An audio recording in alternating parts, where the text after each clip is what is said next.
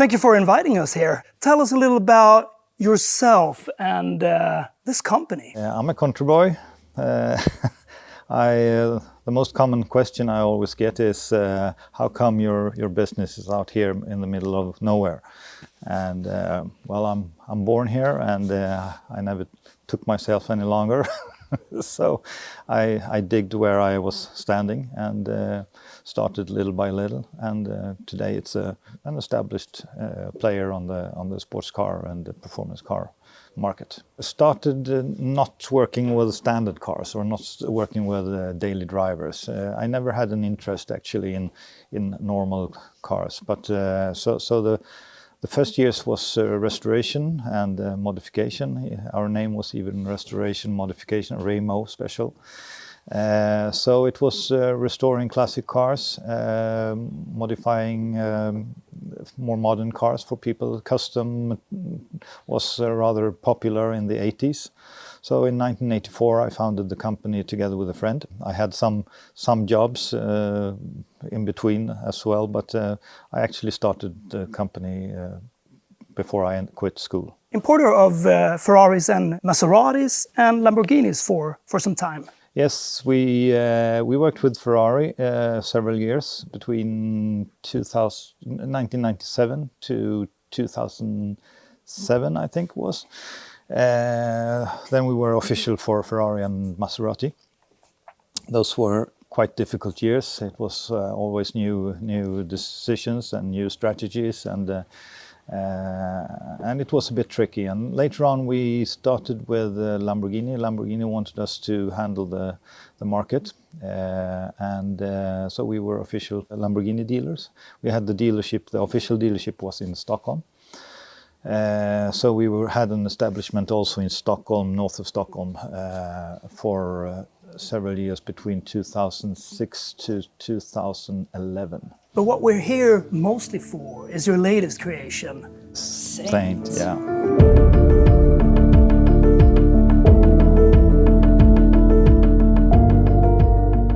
I think every car maniac's dream is probably to build your own sports car. But it's a great task. If you have the financial resources, you normally don't have the skill to do it, and vice versa. If you have the skill to do it, you normally don't have the financial resources. I'm probably one of the later ones. The color with white and red interior is because I thought the first car should be in that combination. Is that a Roger Moore color? The color he had on the movie cars in the pictured Saint. So it's a very traditional color combination for P1800. But red and white can also be very Danish flag or hard to in its contrasts. So I wanted to make the white a little bit warmer, and that's why we choose to make it flopping a little bit to the and got this kind of white frost in sunrise feeling. But I imagine this can look good in so many colors. Do you do the colors? Do you paint it here? Yeah, we paint. Yes, we have our own paint shop. That's a very good advantage when you do small series or prototypes and so on, to be able to handle a lot of the different disciplines in house.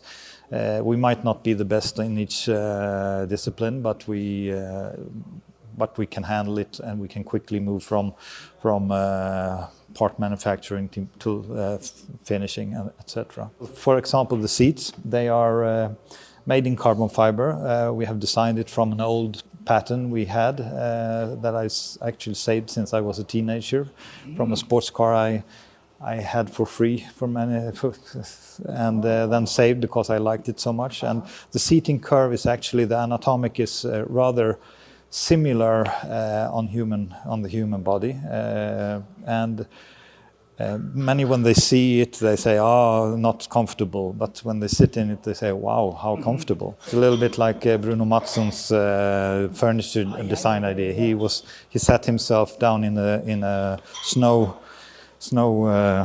and got the seating curve perfectly matched after it. And even if you're quite large or fat or long or so, the basic anatomic is rather similar on all human bodies. And you need to fall in like into a sports car as well, you know, because the gap is not that big. So you need to cringe up a bit, right? You can adjust up and down very much. You have on the seats and forward and back, and you can tilt it, and you can rise it. There it will go up. Have a lot of headrest head space for the. And look at the lining here in the roof. Oh my God! You see that when you step into it, how much work it is, and this contrast with the white in here as well is just beautiful. It's a lot of details, and I think that's it's a little bit pornography for cars here. Yeah, the original steering wheel on the earlier P1800 has a 2-spoke steering wheel. The problem on the original cars is that you hardly can't get your legs under the steering wheel between the seat and so we have, since we also have service assistant steering, we could make the more updated size of the steering wheel, and we try to keep it neat.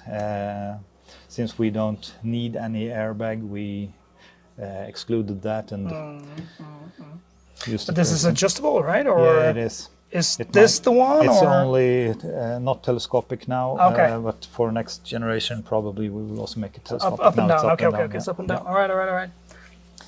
And what do you got here? Is this some form of it's air conditioning? Air conditioning. Yeah. So there's no radio or stereo integrated, or is it USB connected? We have like an iPad folding down from beneath to run the entertainment system. Yeah, that's it. You don't got any vanity mirrors here. We are working on the exterior mirrors and the inside mirrors that will be assisted with cameras. Double clutch transmission. Yes. Double clutch transmission. Okay. But we also wanted that to be if you shift. Yeah, you can have it like that. Mechanic and you can feel. really hear the mechanic feel. Yeah. Oh, that is great. So and you can see it when it's naked in that way. Exactly. That is beautiful. That is beautiful. Wow. The mission has been actually when we developed the car that I wanted people to, like you do now, you touch and you feel. When you want to touch something, that means you are interested and you like it. And so when people are touching, I think it's an evidence that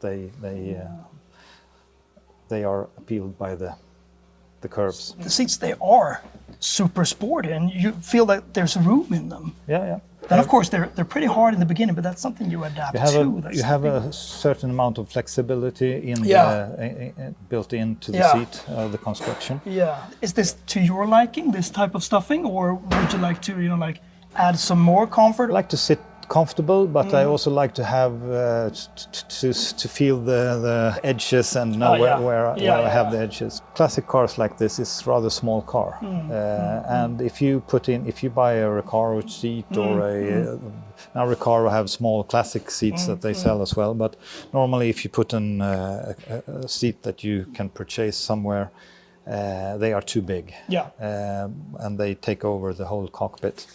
So we wanted to keep it neat and light. Then it is a 2+2. Stuff your kids in there if you would like. At least small kids, yeah. Yeah, that's more for like the visual impact. And that's also a question, of course. Should we, because the back seat is not really a big, it's not very useful, but there is one, and one of the biggest advantages Porsche has had on the market is actually that there is a back seat. Even if you hardly can't use it or just for small kids. Sure. It's an argument for the family maybe that we can have this sports car. But it's a practical use, and if you go from a Porsche, which you think that we won't be sitting there, and then you go to a 2-seater, all of a sudden it feels like, oh, this feels so empty. I need that space just to put my bag or something. So it's just there, and in an emergency, if you need to throw one in, then that works. And then the shape of the armrest, that's the original shape, but we just made it in carbon fiber, and we have used original details for door opening, and we have the electric function, and then we have a small nameplate or tailor-made by. That's nice. For each example. This is number 01. There's so many details on the car. Actually, it's the details. All the updates are in the details, more or less. You have the lights, of course, with the LED technique in the rear and in front, the halos. We have, for example, the soft close solution. We want to be both functional and design oriented. So it's actually reflecting the accelerating curve that is used on the design on the car all over. So we just mirrored that, and you have the lights on the side panels, the rocker moldings, and the steering wheel, the shifter. And of course, the flush windows, the rear wing, of course, the diffuser. The wheels are specially designed, and they are made like a concept. You can configure them actually in a lot of different, that creates big differences. We call these fingernails. You can use it with or without a hubcap. We can change these fingernails into, for example, polished instead.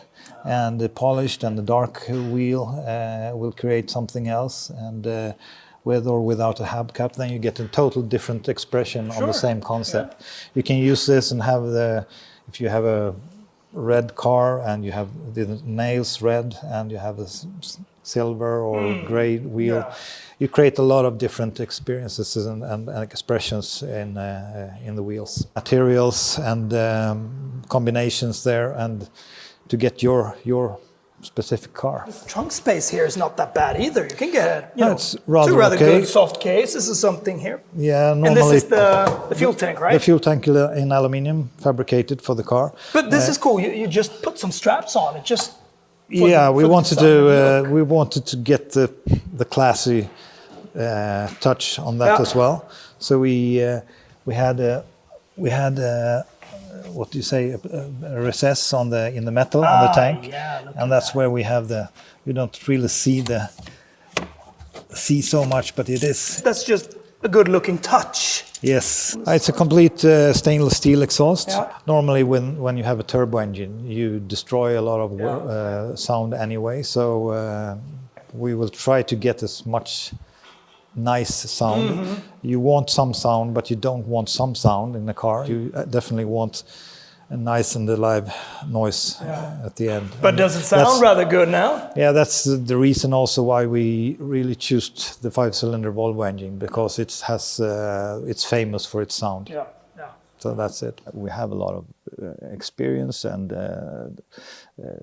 nice energy in the company with the people and so on. The restomod thing, the P1800 is the Swedish holy grail. The Swedish car that almost all Swedes have as a favorite, Volvo. It's been a car that has taken its place as in the Hall of Fame of car designs ever made. I had never had one. One of my first experiences as a kid was actually in the back seat of a P1800 when my sister's boyfriend drove one very fast, and I thought, wow, what an experience. So I was a bit curious on that. I bought one several years ago, and I started to restore it just to have it as a driver. And I found out that, well, this is also rather... Many times you fall in love actually with the car when you work with it, when you touch it, when you change it, when you repair it, when you put it together, disassemble it and so on. You fall in love in the product. And you see the possibilities, and you see the challenges, and you see the possibilities to improve, etc. And I saw the possibilities to take care of a very good product that actually was affordable sports car for daily use. Had the idea of producing reasonable solutions and being the affordable thing. And compared to, you can see many similarities to the most luxury sports cars from Italy at the period. And if you compare the P1800 with Porsche 356 or Ferrari 250 or Ferrari Dino, etc., which was in the same period, the P1800 was actually a good concept. It was roomy, good driving position, good road handling, rather okay engine performance. But they were positioned as an industrial product on the market that could be affordable. instead of like the Italians, they didn't have the industrial capacity to produce large numbers. So they were more handcrafted, and they produced smaller numbers, but they positioned the car more dramatically with film stars, movie stars, etc., to make it more exclusive, and had to charge more because it was more expensive to build, of course, in smaller numbers. I think the P1800 has a better. It's more classy. It's Swedish, of course, and I had some kind of connection in relation to it, and also it's a sports car. It's not just any car. How do you start the process? Do you seek for a chassis, and thereon you go? Yeah, actually, it could start any way. Actually, if you have a car, we can start out from that, or we need a chassis or an original, because the identity of the car is the original car, and then we improve and do work from that. Actually, even if a lot of details and techniques and so on are renewed, but. And the process of selling, we haven't had a main focus in getting orders in or before we have the product actually defined, both in terms, because it's a question of price positioning, it's a question of resource to deliver and so on. And to start with and to begin with, it's easier if you don't have given too much promises to the market or too much promises to a customer. To be able to take the product all the way. Otherwise, you have to hold your timeline and have to just finalize and finish things that you don't really are not really satisfied with. So we have finished this first car, or we are not finished with that either. Actually, we are visually quite finished. There are lots of things that needs to be tested before I can hand it over to a customer with a good confidence. Inspiration studio. Where we have a lot of color samples in paint and materials, fabric. Nowadays, now the fabric is coming back a little bit for the interior jobs. Leather is a little bit no for some car manufacturers. Do you have some vegan options? Because they're doing so much, Volvo and everything, yeah, exactly. Recycled stuff. Yeah, we have some, and we also have some very interesting things coming up from the, this is a textile industry area from the origin. Mm-hmm. And so there are some interesting companies doing some special materials from used paper and so on, from new fabrics. I should not reveal their secrets. Of course, I understand. Where do you start off by getting the inspiration for the seat? Let's talk about this car and this seat. Yeah. Because you don't get this in so many different shapes. Or is that customizable as well? We can do whatever, actually, but we try to do, because every time we should do something in one piece, it's always a long journey if you should do it correct. But when you do a seat like this, we keep it rather simple anyway. We don't have the resources to invest 20,000 euro in a seat, so we just have to do it quicker and smarter and faster, and to be right on track. In this particular case, I had a basic design layout from an old classic seat from the 60s that I have saved, and we used that as a pattern. We trimmed it a little bit, made it more even and a little bit higher sides, etc. And then the first step is to make a plug or a master. If you like to call it. And this is a master. We have used it actually also for making. We have actually used the same seat curvature for the back seat. You can see the measures here. That's where we have the paddings in the back seat.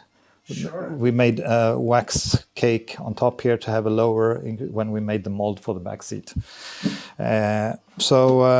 But this is the master. This has the right curvature and seat, and then it can be made in different ways. It's not really necessary to be a quality job. It can be done in fiberglass, in steel.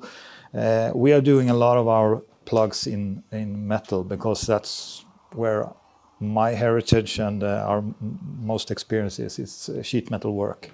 So it's rather simple to make a piece in directly from an idea or from a sketch or whatever in steel, and then we sand it, and we make it nice and even, and then we paint it, and then we can use this plug for. This is not in steel, this is in fiberglass. And here you can see that it's a nicer finish and shape, and it fits on right in here. So now when we have used the plug, we have a mold where we can cast new pieces in. And then you can work with different kind of materials, and the most So what do we got here? exclusive is, here's the different samples. The most common things that has been used over the years, and traditionally also for the luxury car brands like Ferrari and Lotus, for example, is normal fiberglass mat. Yeah. And this is a traditional fiberglass mat without you call it, I don't know what you call it in English, but you can take it apart like this. So it's fibers of glass. And then you have another kind of, it's a woven fiberglass mat. It's also white, as you can see, but it keeps together a little bit more. Also used in some constructions. And then you have the carbon fiber, and this is normal carbon fiber. There are different textures in these. You just mentioned earlier the Swedish texture from Maxibianca, and this is more traditional carbon fiber weave that, there are different kind of patterns in them. And this is non-impregnated, so this is a dry, what you say is it's a dry mat that you have to laminate with, like you do with all these others. You have to put a resin to make it stiff and hard. Another material sometimes used, especially for the racing and so on, you can find it on some production cars, like the F40, for example. You see it was rather popular as well, pre-preg carbon fiber. And it's a carbon fiber between two layers of plastic. And you can touch and you see it's a bit tacky. Yeah, sure. But it's also very nice to bend, right? To bend and shape. Yeah, it folds a bit better, right? And then it comes to the tricky part when you want pattern that is connected to each other, etc. But this is the best one to use if you will have a visible pattern. The trick with this is that you don't have any resin that you add on. Okay. Because it has its resin in the weave already. It's ready to go. Yeah. So it takes a little bit longer time in the oven, but we get the same result when it's finished. So it's and this is a finished product with. Look at that. That's stiff. It's hard. And of course they're light as feathers. Exactly. Wow. And it fits in here. And it fits in there perfectly. And that's this one, right? Yeah, that's a Is that the best to work with? Yeah, it's in sometimes when you do a large construction, it can be also wet laminate. When you do this, you use. I didn't say that, but when you working with fiberglass, you normally use a resin called polyester. But if you remember being on a small boat in the summertime when the sun shines, you can smell the smell of the polyester. Sure. So polyester is often used with fiberglass. Carbon fiber is normally used together with epoxy. That's a two-component plastic, but it can also be used. Put like a dry layer, and then you wet it with a epoxy layer, and then you take another mat, and But then it will be a more heavy construction, and it will be it's more. It's not so nice to work with. It's more cutting during the night with pieces like this in metal. So it's rather quickly done. Yeah. It can even be small things. It's very precise with you can cut in layers. This is water cutting? Yeah, it's water cutting. And that's rings that we actually were testing on the cones for the speakers. So what do you got here? Yeah, normally when you in the car industry you work more engineered oriented with CAD constructing and so on, and less handcraft oriented. And it's always a difficulty to with the interference between these two disciplines, because often when you are working in the big car industry, you are so independent to coordinate with all the whole other process. The whole process.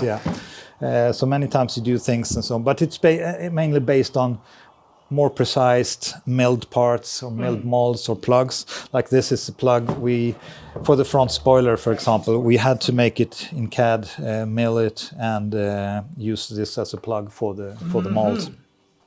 So this is also very critical to have the exact shape of things, and you see both sides on at the same time. Aerodynamics, is this molded after an aerodynamic test, or is it just like a? It's like a detail enhancer, or what is it? Both actually. Okay. We have the old body language to consider and respect, and so it had to fit actually, look a little bit time right, but at the same time we had a challenge, because when you take off the front bumpers on the car, you can see it's very high in the front nose, so it's totally aerodynamic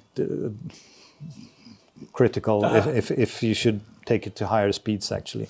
And since Saint is made with new techniques and new performance capacity, it's meant to be able to drive it in 250 or nearly 300, 260 I think we have geared it for.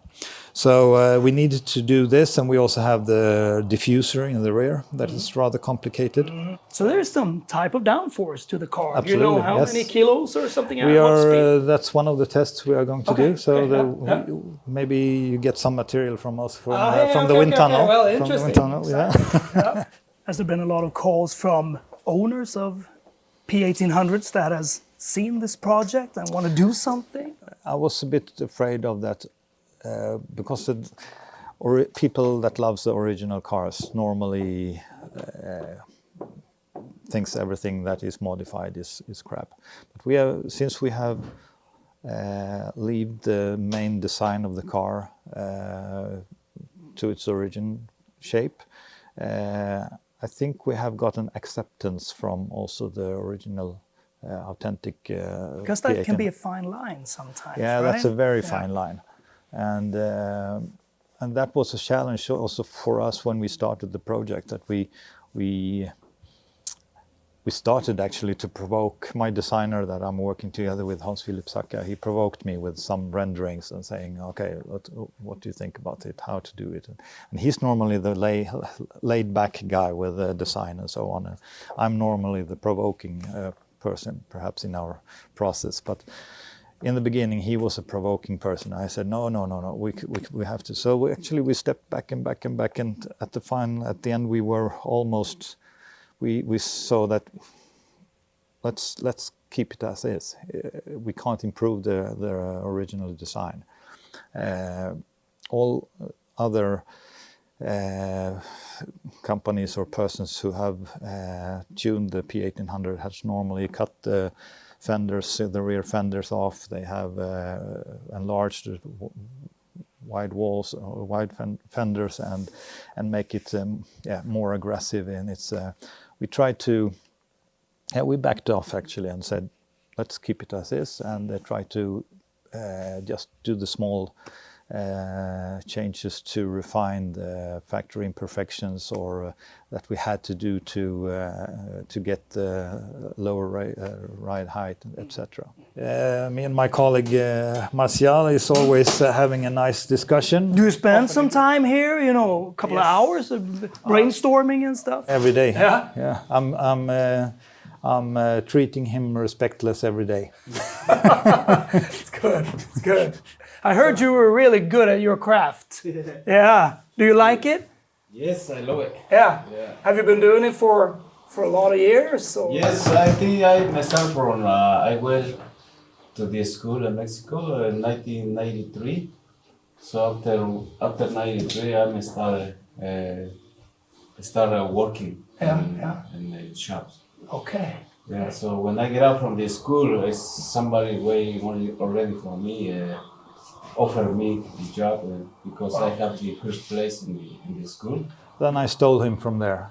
Brought him here 5-6 years ago. I can admire him sometimes when I give him a material and he touch it and feel it and say, okay, we can do like this, or we can use it for this. Or so I've been doing some interiors in the beginning myself in early years. So I know the difficulties and the challenges, and I think that's a good way. My play is more to play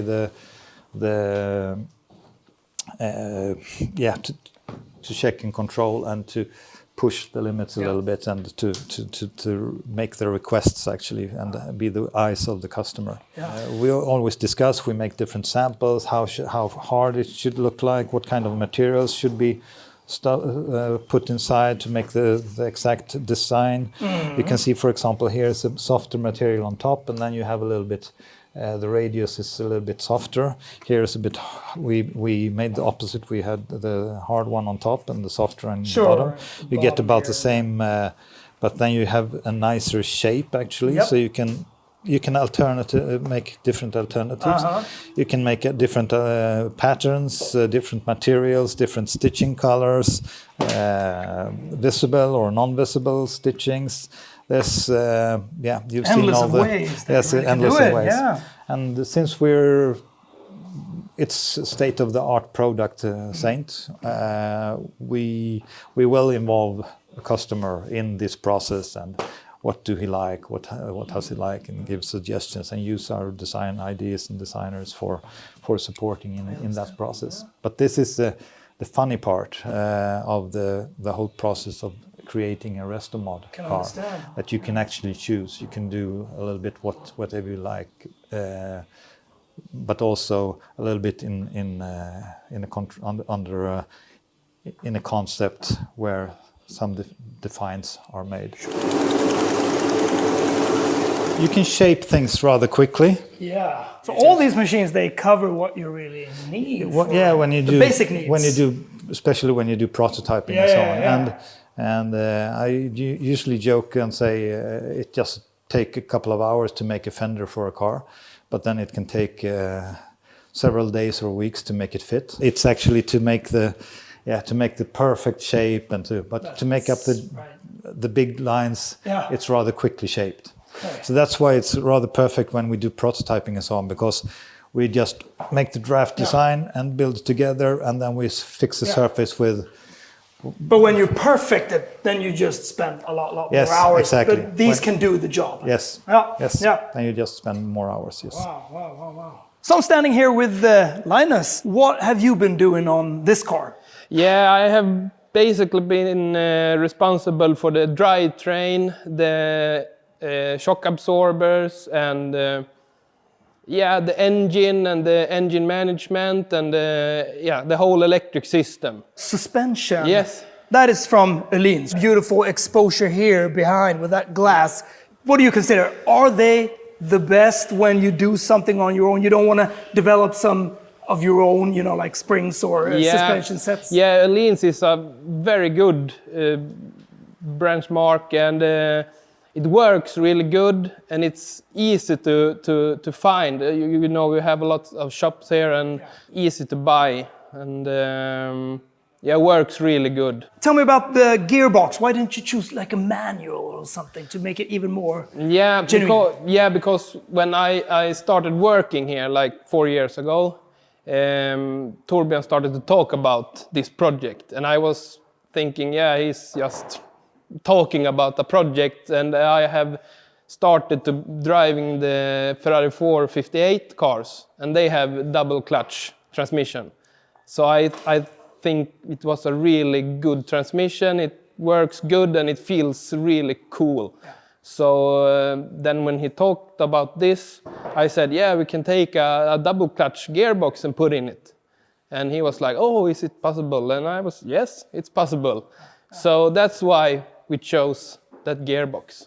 And also because it's easy for everyone to drive, you can just push the automatic button and then you can drive it. You don't need to clutch and anything. So Does it have, you know, like Sport Plus, race setting, and normal, or what type of settings does it have? yeah, you have this button that you can push on to make it stiffer or harder, or what you will call Quicker it. in Yeah, changes, yeah. yeah, absolutely. So that what we have on the gearbox. You can get this engine in different power configurations from, Yeah. what was it? Was it like 350 horsepower yeah. up to almost 700, Yeah, 750? absolutely, it's Does this possible. gearbox, can it withstand that power and torque? Yeah, absolutely. Yeah. Yeah, this gearbox can handle much more. We have a 5-cylinder engine in Yes. this one, right? Yeah. This produces how much horsepower? The turbo is the limit. It's at 375 horsepower is the limit, yeah.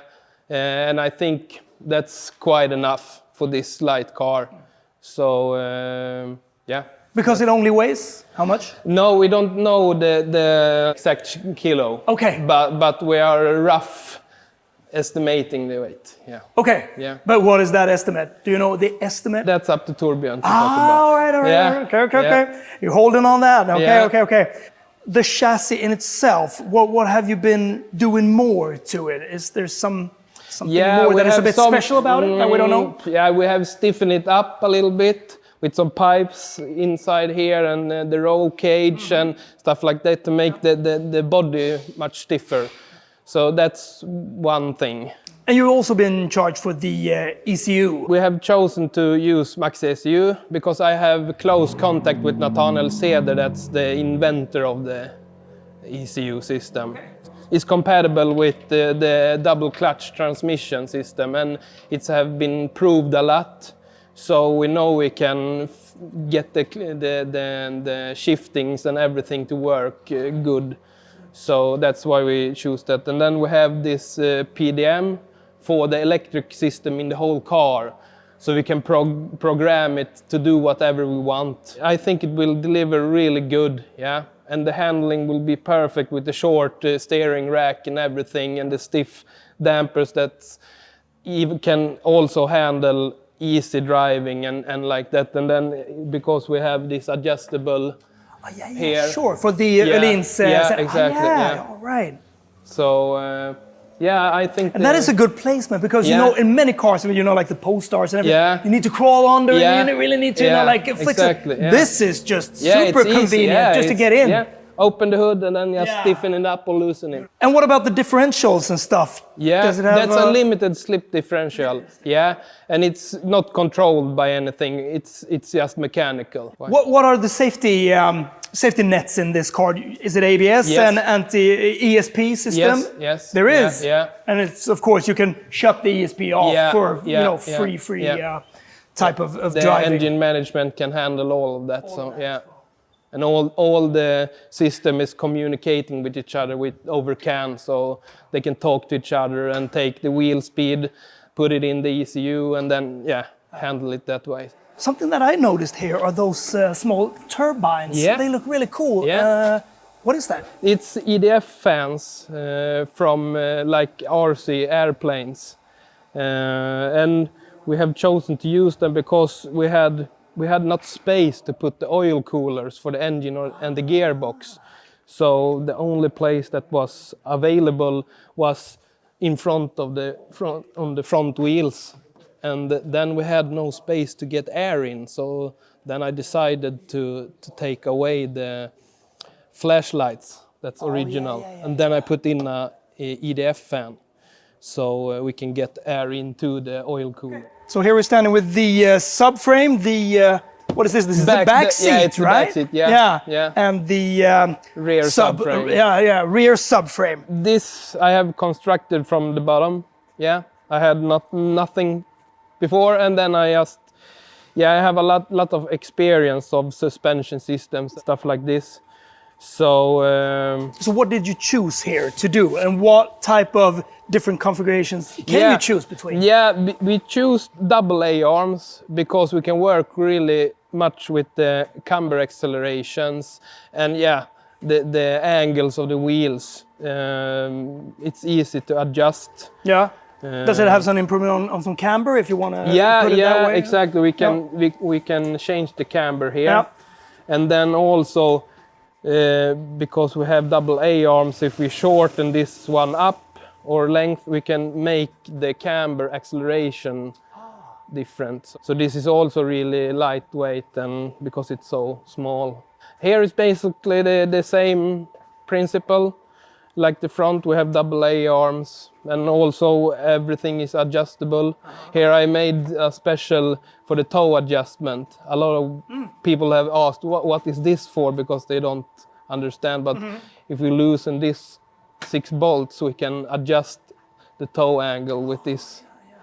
So it's really easy to adjust the angles of the wheels. Ceramic brakes as well. But this is more for track day use and stuff. Feels like it's gonna be a car that you can use, you know, rather much on the track. Yeah, absolutely. And that's the purpose of the car.